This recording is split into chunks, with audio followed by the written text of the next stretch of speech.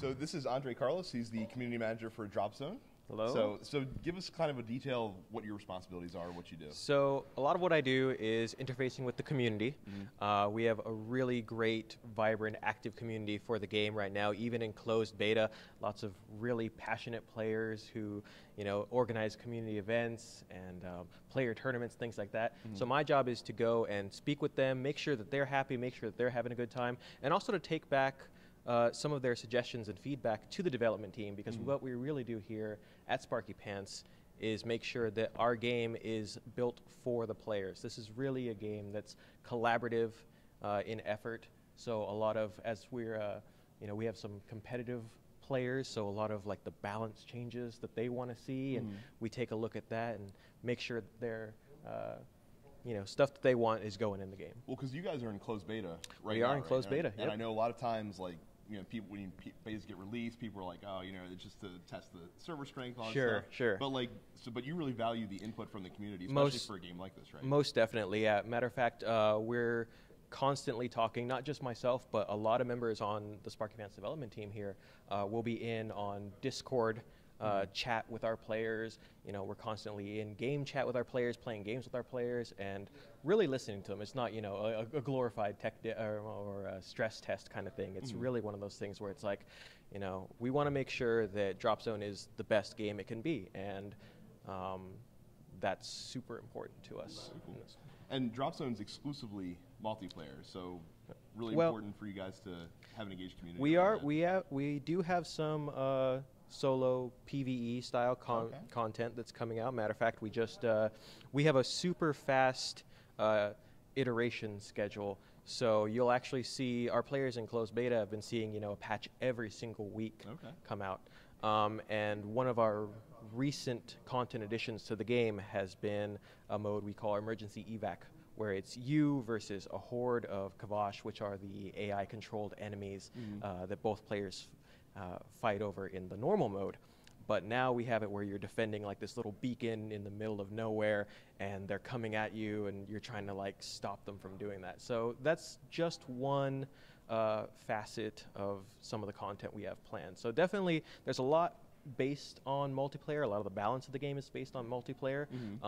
But definitely we're going to expand that out and do a lot more cool things in universe with solo player content as well. Very cool. So your job as community manager, obviously, is keep the community engaged, keep your players playing, keep them happy. What's the biggest challenge that you guys have? I think, what's the biggest challenge? Honestly, don't want to jinx it too much, but it's actually gone pretty smooth. I mean, like I said, they're super engaged. We're very, very fortunate to, even in this early stage, have a community that really took it upon themselves to promote the game alongside our own efforts, and they get in there, and that Discord channel that I mentioned before, that's player run. They have a Reddit at Reddit/r/play DropZone that they maintain, and we hang out with them on there too, and they run their own tournaments.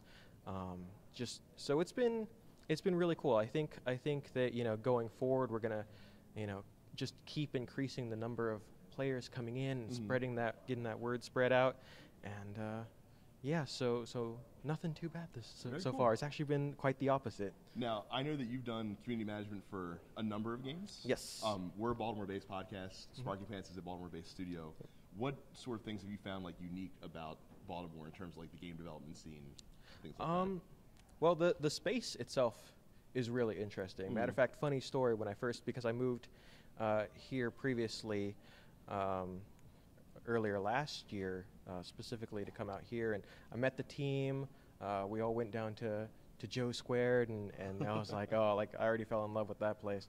The food around here, now I'm putting Old Bay on everything. I think it's required. It's required, right? But definitely, the space was really cool. The area is nice, lots of great history.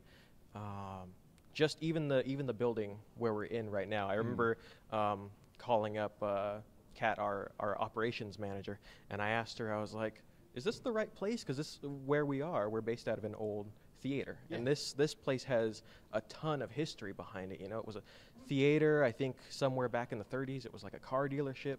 And it's been renovated into this great 3-story office complex. And so that's one of the really interesting things, is just going around Baltimore and seeing all of the old monuments and all the old brick buildings. And I love architecture myself. That's sort of like a side passion kind of thing. So that's been really cool. Absolutely. Yeah. Very cool. So when are you guys looking at DropZone being available on Steam? So we are aiming for Q1. So you'll probably hear an announcement fairly soon about when we're going to be on Steam. Very cool. Well, thank you very much, Andre. Thank you very much. Thanks for taking the time out.